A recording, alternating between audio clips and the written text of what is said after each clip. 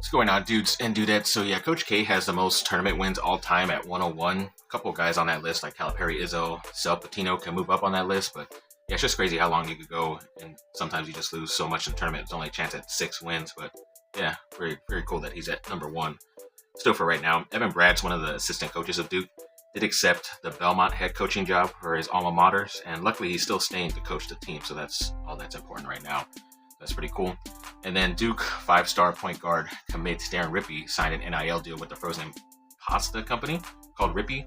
Looks like he's also going to get like an equity stake in the brand. So yeah, it's always a good thing to come to Duke, kids. And then most wins at Duke over 2 seasons. Right now, Scheyer and this team, and the last 2 teams basically, is tied with the 98-99 team at 69. Even his team when he played was at 67. So yeah, hopefully we get another victory today as you're watching this on Friday.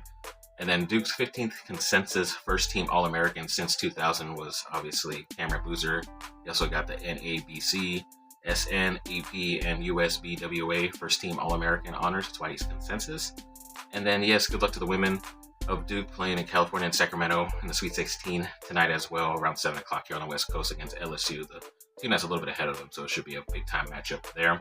The Oscar Robertson Trophy for the National Player of the Year went to Cam Boozer of Duke. Duke has 10 winners, which is most all-time for that award. He also won the Wayman Tisdale Player of the Year award for Cam Boozer, actually the National Freshman of the Year. They have 7 winners in there, which is most all-time as well. And yeah, the Duke news just got better when North Carolina fired Hubert Davis, or he's just not returning for some reason, which is always fun for Duke Blue Devils. But yeah, he did start off great. He led the team to the NCAA Finals, but they lost a pretty big lead there. A lot of bad exits pretty recently, so I'm not mad about them moving on from him. And now they have the most All-America selection since 2000. They have 35 compared to Kansas's 29. And then the top 5 winningest basketball programs by the decades. Yeah, Duke was in there in the 1960s, but they were missing in the 70s and 80s. But ever since the 90s, since I was born, baby, they were like up there, number 3, number 1 in the early 2000s, 4th in the 10s, and even right now they're still 3rd, so they have a chance to move up in that area. And then against St. John's, every time Duke has won a national title, they have beaten St. John's during the season. And it's not like it's during the tournament, but they've always played them during the regular season. Even a long time ago in 91, they defeated them in the tournament as well. So hopefully that is the same case coming up this weekend.